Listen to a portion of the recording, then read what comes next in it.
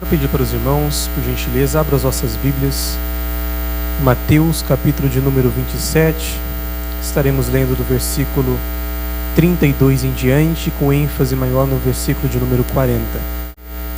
Diz assim a palavra do Senhor: E quando saíam, encontraram um homem sirineu chamado Simão, a quem constrangeram a levar a sua cruz.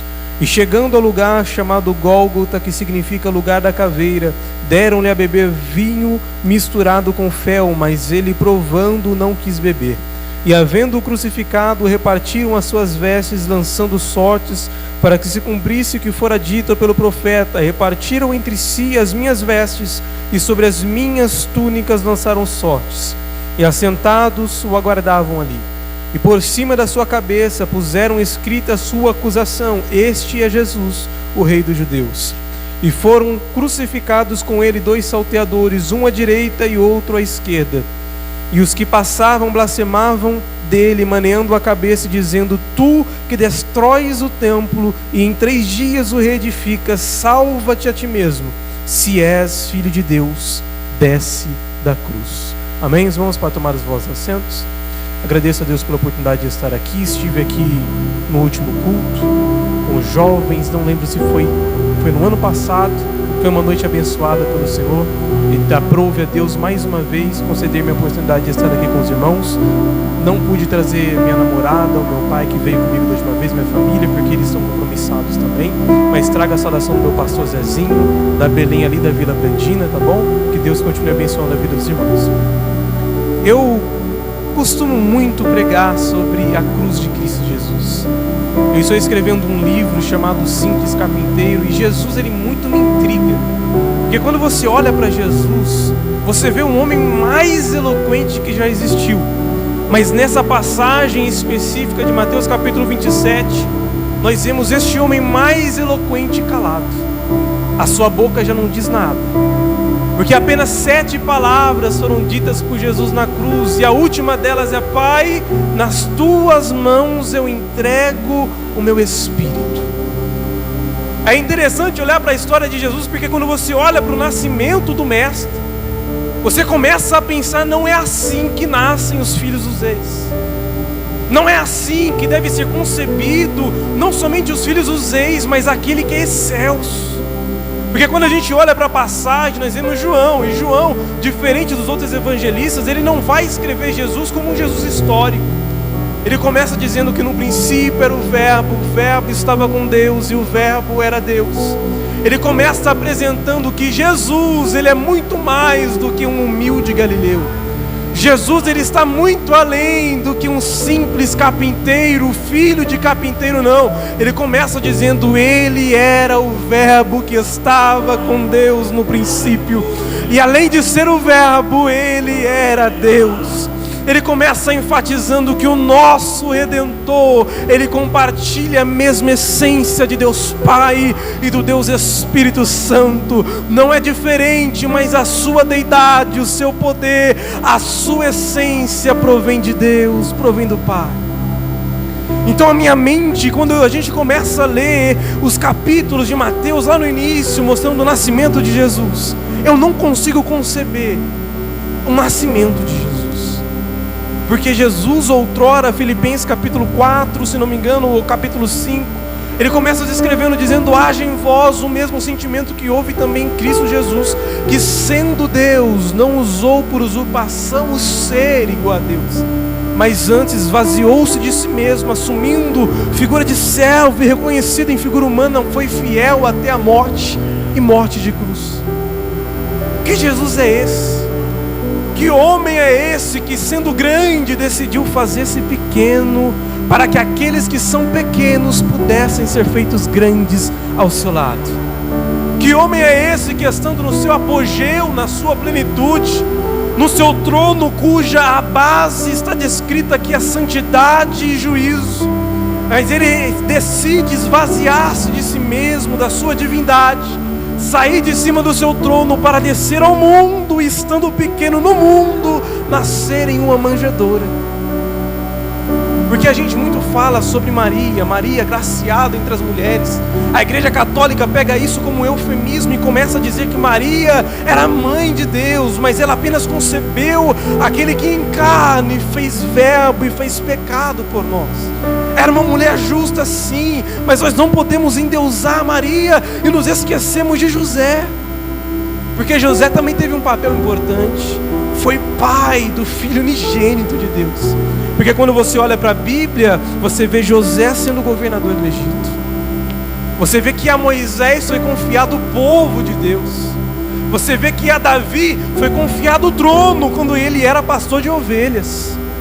Você vê que a Elias foi confiado a palavra de Deus, a ponto de ele abrir a sua boca e fogo do céu descer sobre o altar e consumir a água que estava sobre ele.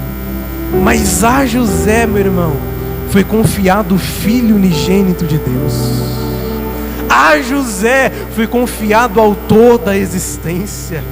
A José foi confiado o Rei dos Reis, Senhor dos Senhores, aquele que está acima do tempo, com o seu trono entronizado entre os querubins, aqueles que é adorado continuamente, dizendo: Santo, Santo, Santo é o Senhor dos exércitos. Consegue entender porque a história de Jesus é loucura aos nossos olhos? Porque quando nascem o Filho dos Reis, sabe como ele é concebido? É com ouro, em berço de ouro, adornado de suntuosidade. As pessoas se curvam e se alegram.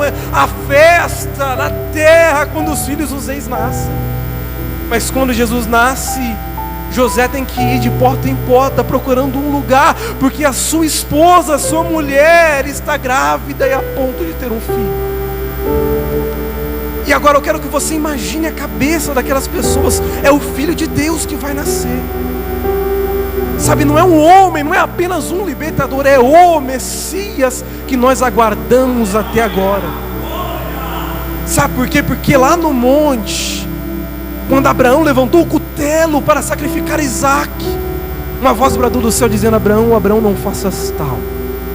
Olhe para trás e veja amarrado entre os matagais um carneiro. Só que antes de eles chegarem neste ponto, Isaac olha para o seu pai com o coração contrito e fala: Pai, eis aqui a lenha, eis aqui tudo que está sendo preparado para o holocausto, mas aonde está o cordeiro? Essa pergunta reverbera ao longo da história do Antigo Testamento. O povo vai para o Egito, mas o cordeiro ainda não se manifestou. O povo vive debaixo de perseguição, vê o mar se abrindo, vê a nuvem cobrindo eles durante o dia, uma coluna de fogo, mas aonde está o cordeiro?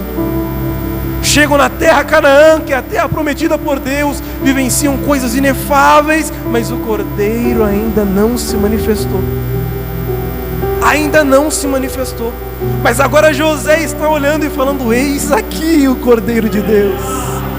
Eis aqui o Filho unigênito de Deus, aquele que foi prometido pelos profetas, aquele que o próprio Deus fez uma profecia em Gênesis capítulo 3, versículo 15, dizendo que da semente da mulher eu vou levantar um que não vai apenas pisar, mas ele vai esmiuçar, ele vai esmagar a cabeça da serpente. Oh, Ramanagassébia.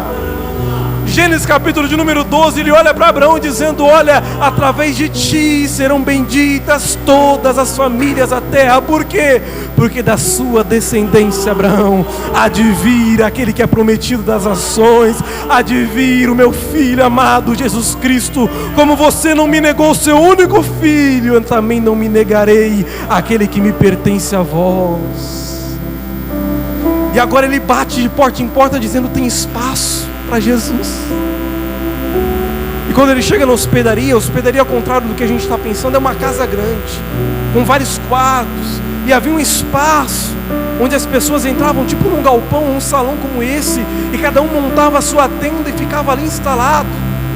Mas quando José bate na porta, existe espaço. Minha mulher está prestes a conceber. Mas o dono da hospedaria mal sabia quem estava pedindo para entrar. Ele nem sabia que era o Filho de Deus que estava pedindo para entrar na hospedaria. Eu imagino José com seu coração contrito: é tempo de nós entrarmos, nós precisamos nos cuidar, porque estamos de viagem. Mas ele diz: não tem espaço, a hospedaria está cheia. Quantas pessoas estão fazendo como esse homem e não estão sabendo que estão rejeitando Jesus para entrar na hospedaria? José está batendo na porta, Jesus está batendo na porta e dizendo: deixa eu entrar. Mas aí tem gente dizendo: já não tem mais espaço, já está cheio. Então José sai, ele encontra um lugar, mas agora era uma estrebaria, era junto aos animais. E talvez Maria olhasse para José e falasse: tá bom, como tá bom? É o Filho de Deus, como isso tá bom para ele? É junto com os animais. Ele vai mesmo renunciar o seu trono de glória por uma manjedoura? Então a Maria entra, fica ali junto com os animais, com os panos encobrindo aquele momento, as mulheres lá dentro, as parteiras lá dentro, José talvez do lado de fora, ao lado de um homem, de vários homens, esperando a notícia. Quando de repente ouve-se um grito: a criança nasceu. Talvez viraram para José e disseram: parabéns, já nasceu. Jesus nasceu. Ele nasceu, ele nasceu. Talvez não nasceu para muitos, porque muitos vão comemorar a Páscoa daqui a pouco, vão comemorar o Natal no final do ano, como se Jesus tivesse nascido naquele momento. Mas Jesus nasceu para mim, quando eu estava caído naquele chão, e Ele estendeu a minha mão. Ali Jesus nasceu. Jesus nasceu para você quando você estava longe. Com a sua voz Ele disse: vinde a mim, todos que estáis cansados e sobrecarregados, e eu vos aliviarei. Ali Jesus nasceu. Não foi como os filhos dos reis, mas quando Jesus nasceu, eu imagino Deus no céu olhando. Os anjos não se aguentaram, porque eles desciam, bailavam, sacudiam, e eles diziam: Ele nasceu, Jesus nasceu. Os pastores olham de longe e não entendem, porque anjos que são invisíveis estavam bailando, porque Jesus havia nascido. Assim não nascem os filhos dos reis, mas o meu Jesus nasceu na terra, porque o seu trono estava entronizado no céu, e Ele estava vindo para buscar um povo que estava longe, ferido, machucado, sobrecarregado, dizendo: eu nasci e vou te levar para onde você tem que estar. Aleluia, aleluia. Tem muita gente que rejeita a mensagem da cruz, mas não entende que se não fosse a cruz, nós não teríamos vida. Se não fosse a cruz, nós seríamos um caco, desprezado, arruinado, num monturo de pedras caídas. Mas Jesus olhou do céu e disse: eu sou o bom pastor. E sabe o que o bom pastor ele faz? Ele dá a vida pelas suas ovelhas. Era Jesus levantando do céu: não tem ninguém para salvar. Deixa que o Cordeiro está voltando.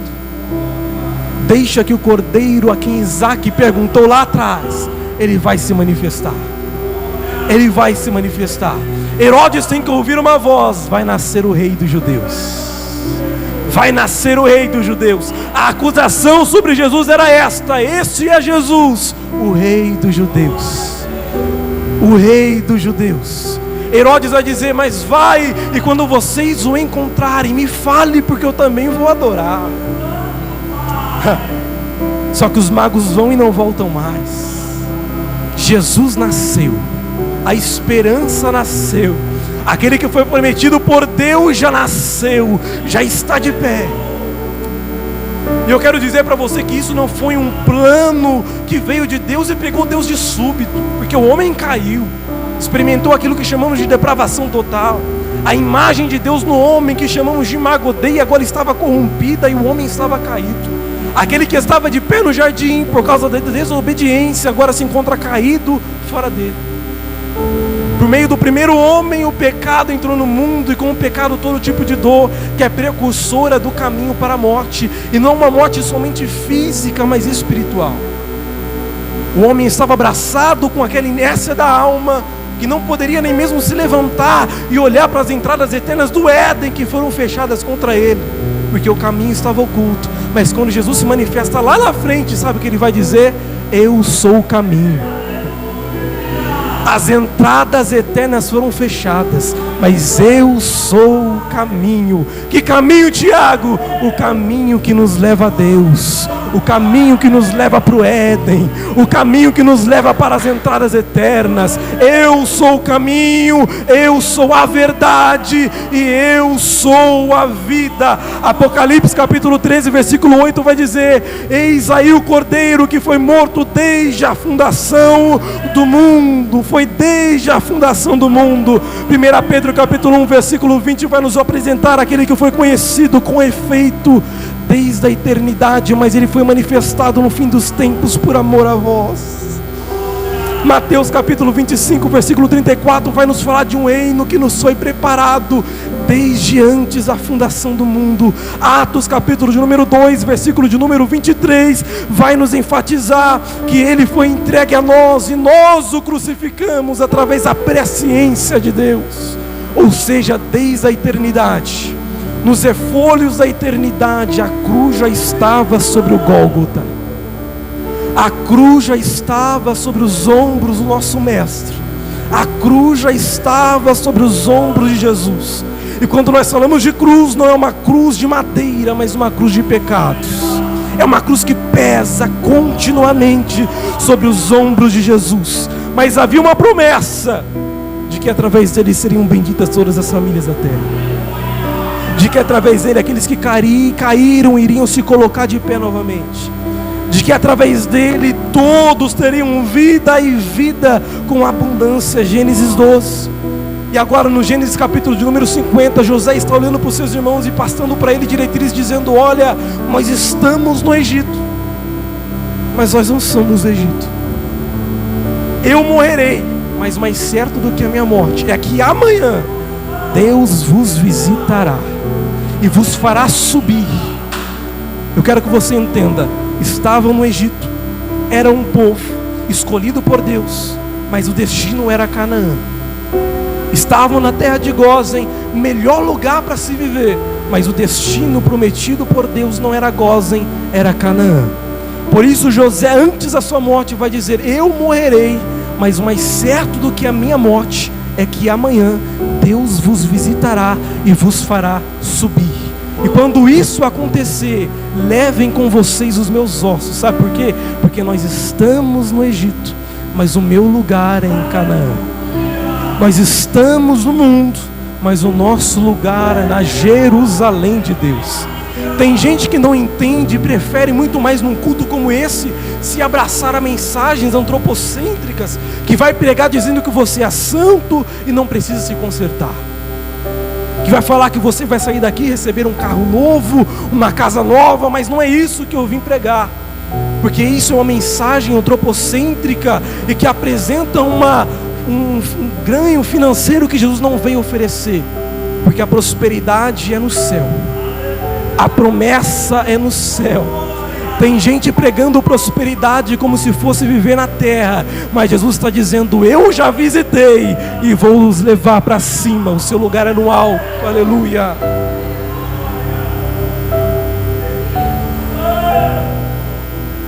Aleluia, Jesus. Foi prometido desde o Antigo Testamento. Isaías capítulo 9, versículo de número 6.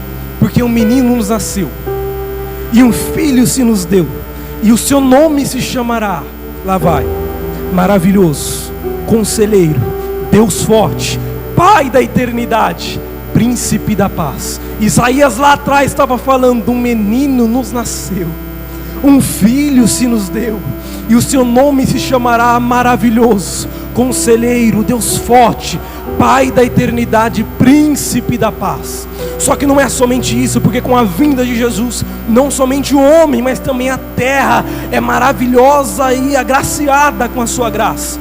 Miqueias capítulo de número 5, versículo de número 2 vai dizer: e tu, Belém de Efratá, de forma alguma serás menores a cidade em Israel. Aleluia, porque de você virá aquele que reinará sobre todas as nações, e cujas origens são desde os tempos antigos, desde os tempos da eternidade. Eu quero que você entenda com tudo isso, que Jesus nasceu para você. Talvez não como você imaginava, mas Ele nasceu para você. E Ele está formando dentro de você um jardim pessoal de relacionamento com Ele. Ele te chamou aqui esta noite porque Ele quer se relacionar com você de uma forma, meu irmão, que você nunca se relacionou com ninguém. Tiago, eu não consigo mais esquecer do meu passado. Entenda que a única coisa que você tem agora é o seu presente. O passado é apenas lembrança. O presente é que você tem para viver agora. O futuro você pode até planejar, mas não vão passar de conjecturas, porque você não sabe o que vai acontecer amanhã nem daqui a um segundo. Mas diante de Deus, tudo isso, passado, presente e futuro, é um eterno presente, porque Deus está acima do tempo naquilo que nós chamamos de atemporalidade. Ou seja, o seu presente, o seu passado e o seu futuro estão diante de Deus. E sabe o que Deus está dizendo? Não se preocupe, continue caminhando. Não se preocupe, olhe para frente, olhe para o madeiro e veja que o seu Jesus já não está mais pendurado na cruz. Veja que o seu mestre já não está pendurado ou dentro de um túmulo. Olhe para o céu e veja a direita de Deus, com uma coroa de glória, com o cetro de justiça nas suas mãos, o seu Redentor que vive e reina para todos sempre. Aleluia. Tudo isso Jesus Ele fez por você. Mas agora esse Jesus, eu vou adiantar para não tomar muito tempo, Ele é levado para um lugar chamado Gólgota. Capítulo 6 de João, versículo 60, eu já disse aqui na última pregação. Muitos dos seus discípulos olharam para Jesus e disseram: duro é esse discurso, quem o pode ouvir? No versículo 66, muitos dos seus discípulos o abandonaram e já não andavam mais com ele. Isaías capítulo de número 53, se vocês se lembrarem, vai dizer: quem deu crédito à nossa pregação e a quem se manifestou o braço forte do Senhor? Porque subiu perante ele como uma raiz de uma terra seca, não havia nele formosura alguma para que o adorássemos. Mas era um homem rejeitado, mais rejeitado entre todos, homem de dores e que sabe o que é padecer perseguição. Pelas suas pisaduras nós somos sarados, e dele não fizemos caso algum. Mas sobre ele estavam as nossas dores e as nossas enfermidades. O castigo que nos traz a paz estava sobre ele. E como um cordeiro mudo perante os seus tosqueadores, ele não abriu a sua boca. Ele permaneceu calado diante dos seus adversários. Isaías enfatiza: não havia formosura para que o adorássemos. Existe um hino que diz: Jesus era belo, mas o seu rosto era semelhante a nós, eu te provo isso. Para Jesus ser entregue para ser crucificado, o seu discípulo amado, Judas, teve que lhe dar um beijo no rosto para poder diferenciá-lo dos seus irmãos. Como nós saberemos quem é Jesus? Aquele a quem eu beijar. Judas dá um beijo e o entrega para ser crucificado. Quando os homens falam: você é Jesus, ele vai responder: eu sou. Neste momento os homens tombam, a terra treme, porque esse eu sou de Jesus era o mesmo eu sou que Moisés ouviu na sarça. Eu sou o que sou. Será que você entende que Jesus estava acima de todas as coisas? E ele tinha acabado de suar sangue no Getsêmani, naquilo que nós chamamos de hematidrose, que é um fenômeno raríssimo que acontece em condições excepcionais. O sangue se mistura com suor e escorre por todo o corpo até a terra. E sabe qual era a oração de Jesus? Pai, aonde eu estiver, eu quero que eles estejam também. Aqueles que ainda não me viram, mas irão me adorar. Aqueles que não andaram comigo, mas vão exaltar o meu nome. Eu quero que aonde eu estiver, eles estejam também. E para onde eu vou? Hoje vocês não podem saber, mas saibam que na casa de meu Pai há muitas moradas. Se não fosse assim, eu vou-lhe teria dito: eu vou vos preparar lugar e eu voltarei uma vez mais para vós. Jesus foi entregado para ser crucificado. De todos os discípulos corajosos, somente Pedro estava dentro daquele lugar. Caifás não se manifestou. Jesus foi vendado, esbofetearam Jesus e lhe disseram: se tu és mesmo profeta, me diga quem foi que te bateu. Jesus permaneceu calado. Diante das acusações, Jesus permaneceu calado. E quando Herodes olha para Jesus, tentando de toda forma matar aquele homem: tu és o Cristo, você o diz, você que está dizendo. Mas agora esse Jesus esbofeteado é amarrado num tronco e acontece aquilo que nós chamamos de chicoteamento romano. O chicote está cheio de pedras, de pedregulhos e ossos. E aquele chicoteamento é tão terrível que a história nos diz que os órgãos internos davam para ser vistos de longe. E Jesus passa por tudo isso. Muitas pessoas morriam ali no madeiro, mas Jesus não. Agora Pedro de longe, alguém chega em Pedro e fala: você se parece com ele, você conhece ele? Eu não conheço Jesus. Por 3 vezes, em uma das 3 vezes, Pedro chega a jurar que não conhecia Jesus. Pedro disse: Senhor, aonde o Senhor for, nós iremos junto. Aonde o Senhor pisar, nós pisaremos. O Senhor não vai morrer naquela cruz.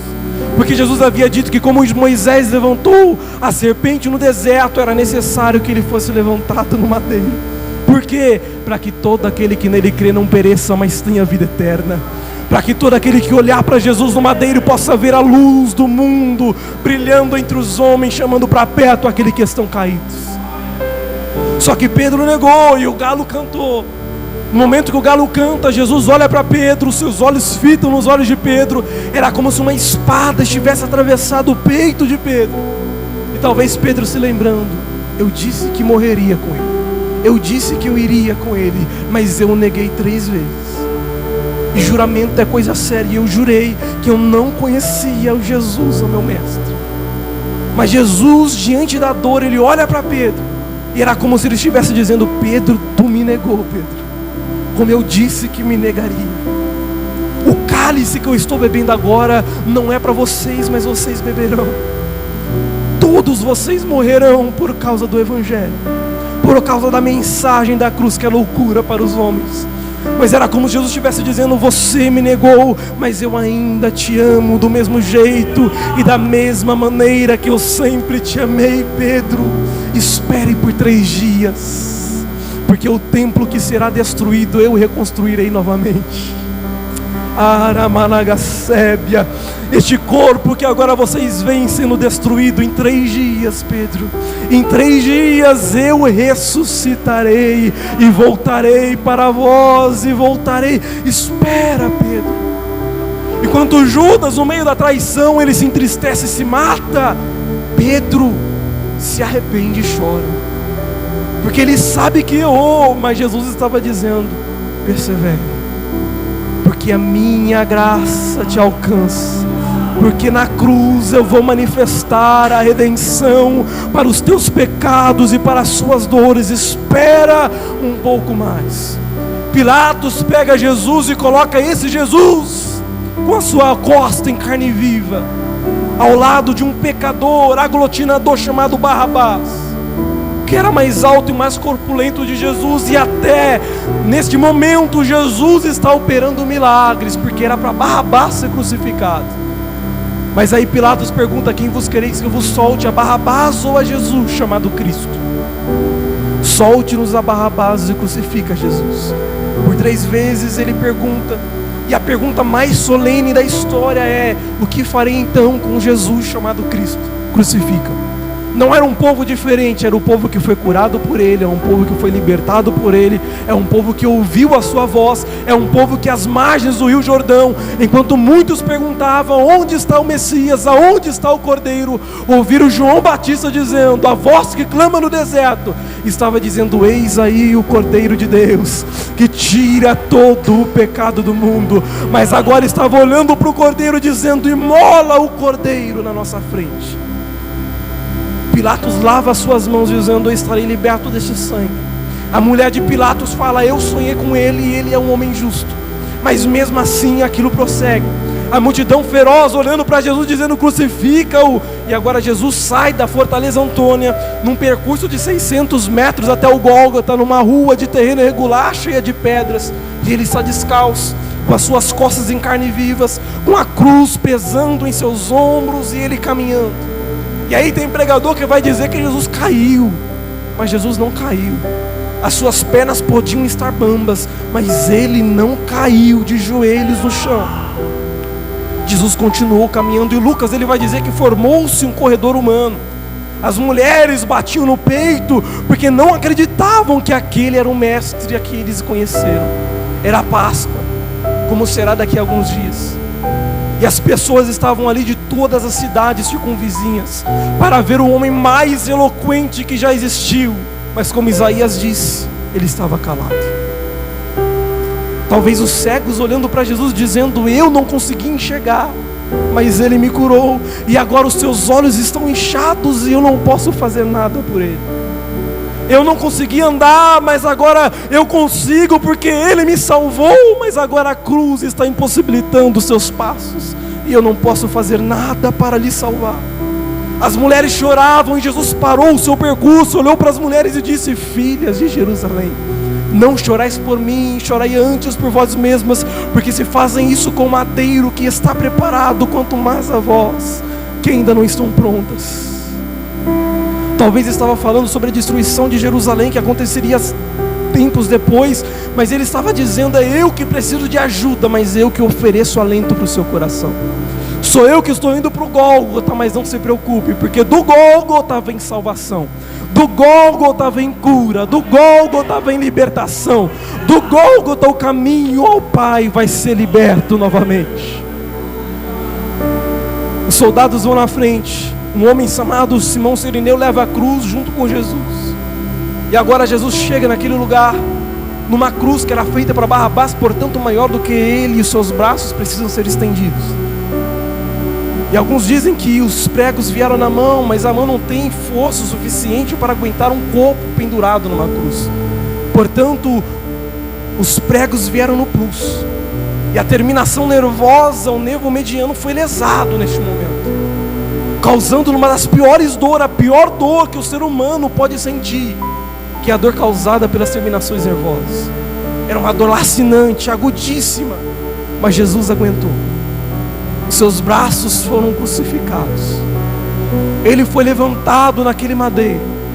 Ele não consegue colocar a sua cabeça ereta, por causa da circunferência dos espinhos que estavam na sua cabeça, e toda vez que ele o fizesse, tentando levantar o seu rosto, ele sentiria todas as pontadas daquele espinho mais uma vez, fazendo com que o couro cabeludo começasse a sangrar continuamente.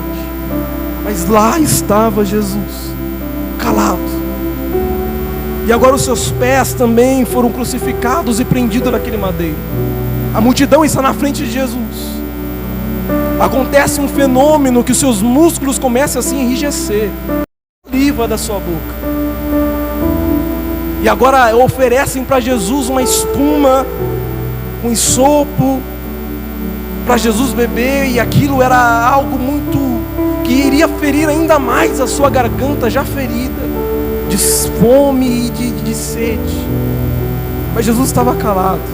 Ele rejeitou aquilo que lhe foi oferecido, porque o homem, a água da vida, estava na cruz. Depois de ter saciado muita gente, agora estava precisando de água, e lhe foi oferecido vinagre. Jesus começa a puxar o ar com força, com o ápice dos seus pulmões. Mas o ar que entrou agora não consegue mais sair, porque os músculos do abdômen começam a se enrijecer, e os músculos da respiração agora já não possibilitam mais que ele respire.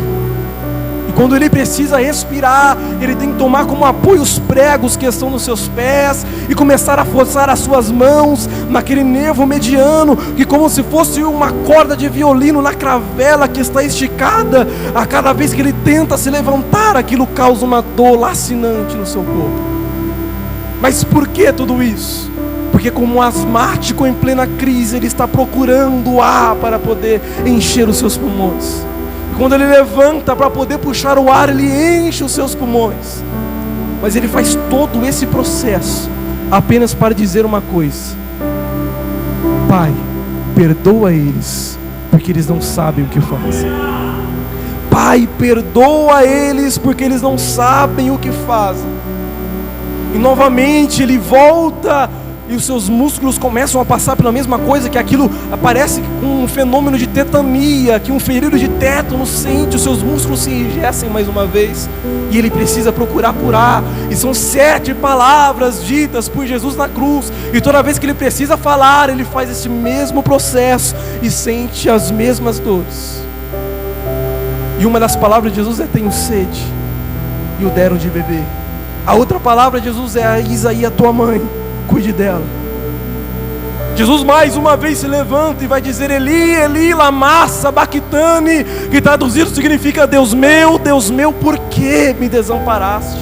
Era o Filho amado de Deus, o Filho unigênito de Deus, sofrendo o desamparo de um pai no alto de uma cruz, para que nós que estávamos perdidos não sofrêssemos também o desamparo da destruição eterna, mas fôssemos salvos pelo seu sangue e pela sua redenção.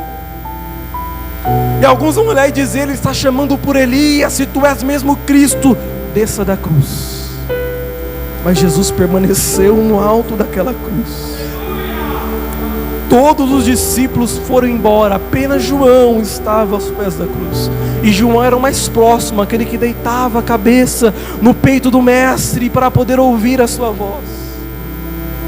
Como deve ter doído em João se lembrar de Salmo de número 22, onde Davi, sem saber, está entoando louvor a Deus, mas também é o Salmo messiânico que mostra como Jesus sofreu na cruz. Ele começa o Salmo dizendo: Deus meu, por que me desamparaste? Os meus inimigos estão na minha frente como um leão que despedaça e que ruge. Estão lançando sorte sobre as minhas vestes. Os meus ossos se desconjuntaram. Eu estou me derretendo como cera diante de ti. Os meus inimigos olham para mim e meneiam a cabeça, dizendo: confiou no Senhor, que Ele te livre da cruz. Deus meu, apressa-te em me socorrer. Força minha, me socorre desse sofrimento. Jesus no monte disse: Pai, se possível for, afaste de mim este cálice, mas que seja feita a tua vontade, não a minha. Ele vai dizer: eu estou no horto da morte, os meus inimigos me veem e zombam de mim. A minha língua se me apega ao paladar, representando a sede de Jesus na cruz. Mas ele vai dizer: eu confio em ti, Deus meu, força minha, meu Senhor, meu Salvador, tu és o meu Deus, tu és a minha redenção. Ele vai dizer: como água me derramei e todos os meus ossos se desconjuntaram, meu coração é como cera e derreteu dentro de mim, a minha força se secou como um caco e a minha língua se me apega ao paladar, e me pusestes no pó da morte. Mas tu, Senhor, não te alongues de mim, força minha, apressa-te em me socorrer. E Jesus olhou para o Pai, mais uma vez puxando o ponto de apoio nos pés, levantou a sua cabeça e diz: Pai, está consumado. Oh, Rabaragacébia, Tetelestai, está consumado. Ele volta e mais uma vez ele se levanta e vai dizer: Pai, em tuas mãos eu entrego o meu espírito. Por que falar sobre a cruz? Porque foi no alto daquela cruz que ele se entregou por nós. Não é assim que nascem os reis, e não é assim que morrem os reis, porque os reis morrem dentro dos seus palácios, mas Jesus morreu no meio do vitupério. Jesus morreu no meio do antro de hostilidade. Jesus morreu diante da sua mãe e dos seus discípulos. João olhava para a cruz e agora estava em Patmos, se lembrando daquilo que aconteceu. Como deve ter doído ver aquela coroa de espinhos à sua fronte, enquanto ele merecia uma coroa de glória. Como deve ter doído ver uma lança transpassar o seu lado sem ferir os seus ossos, porque nenhum osso de Jesus foi quebrado. Mas João se lembrava.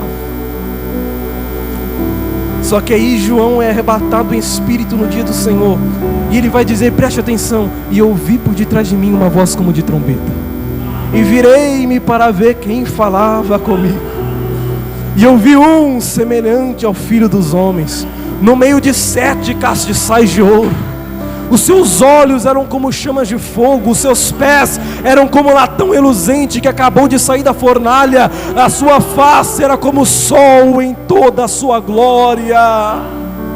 Havia um ouro que passava, um cinto de ouro nos seus peitos. O seu cabelo eram brancos como a lã e alvo como a neve, e a sua voz era como voz de muitas águas. João estava vendo o seu Cristo em toda a sua glória, em toda a sua plenitude. Paulo, ele vai dizer e vai fazer uma oferta a nós que acreditamos em Deus, dizendo: nós o conhecemos em parte, como através de um espelho sombriamente, mas eu o verei face a face. Eu conhecerei como também sou conhecido por Ele. Aleluia, Jesus.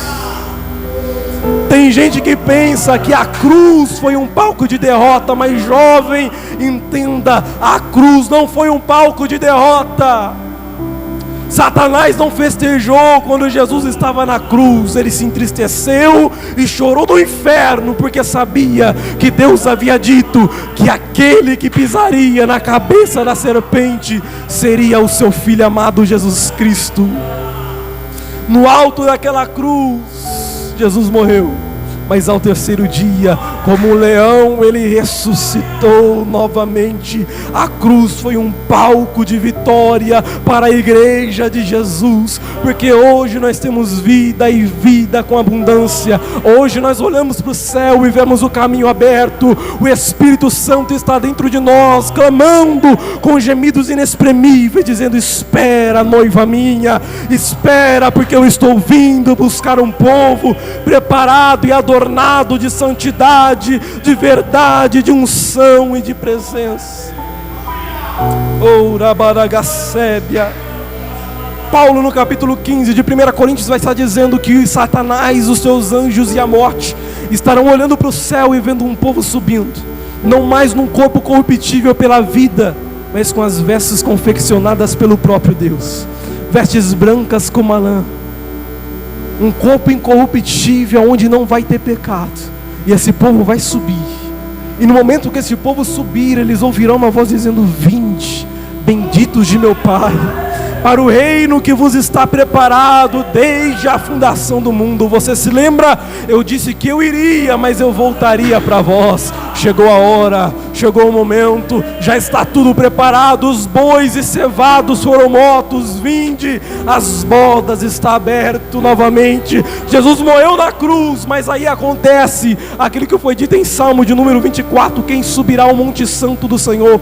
Aquele que é puro de mão e puro de coração.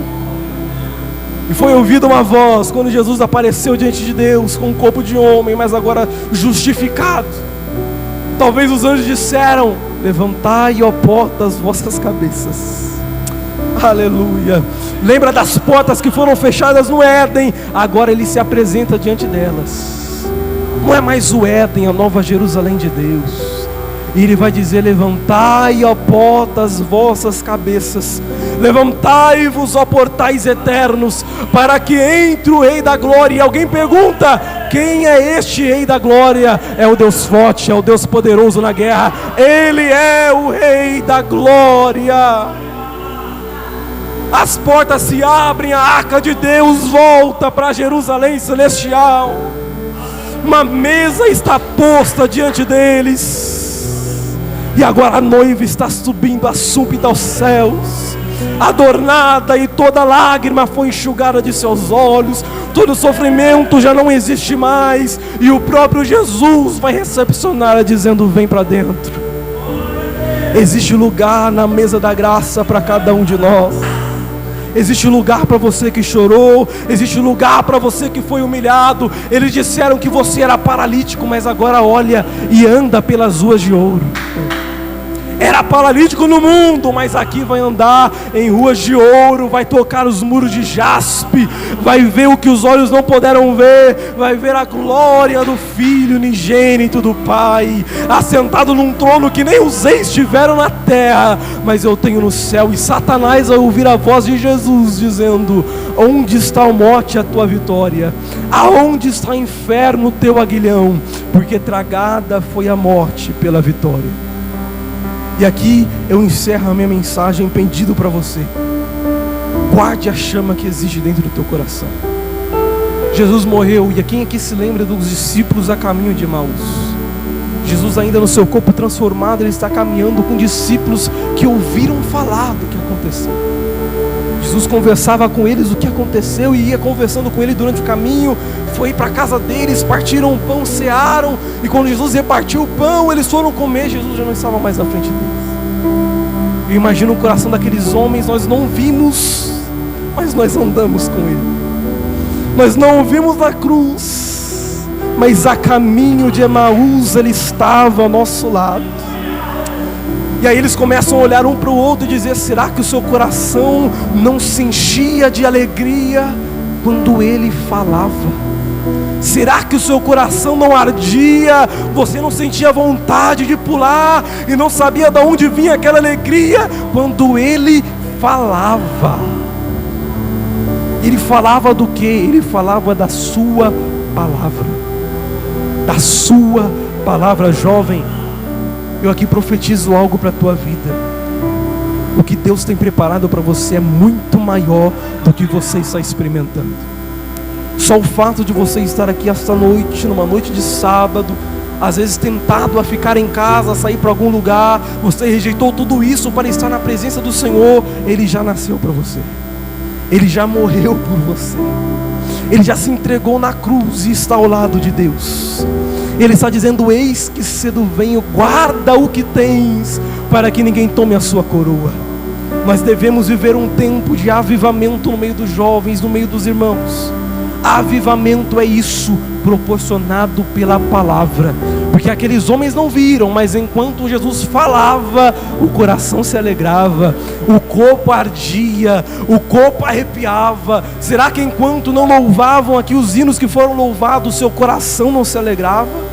A chama do Espírito Santo não sacudia dentro de você, te fazendo lembrar que você não era nada, era um monte de monturo, era como a terra no princípio da criação, porque havia trevas sobre a face da terra, mas Deus não julgou e não desprezou o caos, mas Ele olhou para o caos e Ele disse: o meu Espírito paira sobre a face das águas. Daquele caos Deus construiu o mundo. Talvez você se sinta um caos, um caco quebrado, moído. Minha família não me ouve, os meus pais não querem me ouvir, os meus amigos não andam por onde eu estou andando, mas Jesus está segurando na tua mão e está dizendo: prossiga, porque eu te ouvi, emia o meu sangue, tu és meu.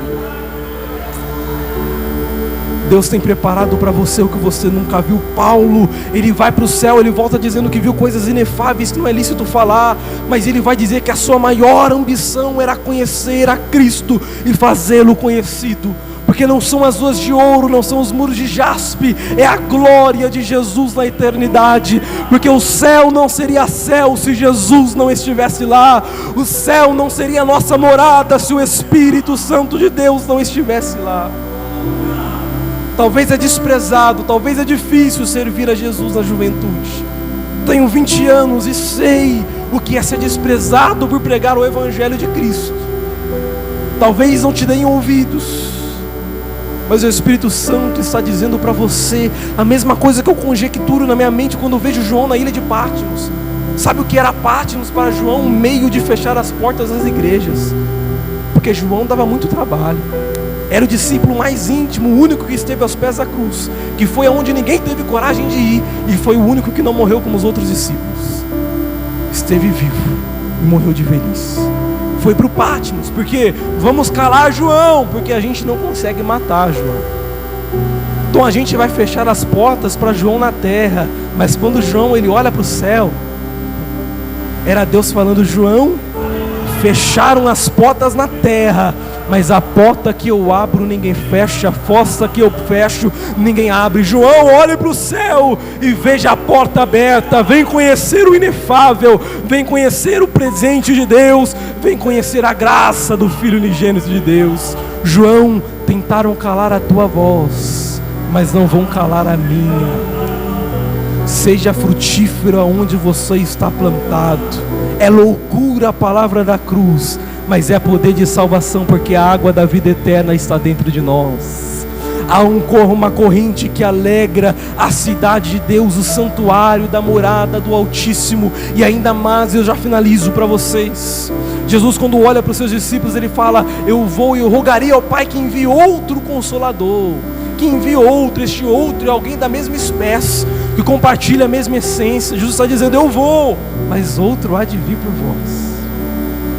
É o Consolador Paracletos, é o Consolador, é o amigo verdadeiro nas horas das angústias, é aquele que te ouve quando ninguém te escuta, é aquele que vê você com a sua cabeça reclinada sobre o travesseiro, talvez sofrendo o desamparo dos amigos, da família, do trabalho, e falando: Senhor, eu estou sozinho, mas Ele está do seu lado dizendo: eu sou teu amigo fiel na hora da angústia.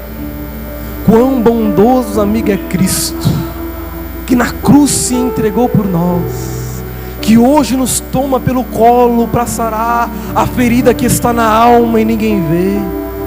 É Ele falando, como disse em Mateus capítulo 5: bem-aventurados que choram, porque serão consolados. Bem-aventurados que pedem justiça, porque eles verão o reino de Deus. Bem-aventurado é você que no meio das tribulações, chorando e já sem saber o que falar, permanece na minha presença, porque enquanto estiver na minha presença, eu trabalho, eu curo, eu salvo, eu transformo, eu dou crescimento, eu faço da figueira infrutífera surgir frutos e frutos de arrependimento. Sabe o que é avivamento? É ter vida em Cristo Jesus, e vem somente por meio da palavra, através do arrependimento, através das lágrimas, não somente de emoção trazida pela palavra antropocêntrica, mas aquela que te faz entender que você e eu somos pecadores e que Cristo concedeu o nosso lugar. Levantai, ó portas, as vossas cabeças, levantai-vos, ó portais eternos, para que entre o Rei da Glória. O Rei da Glória espera por mim e por você.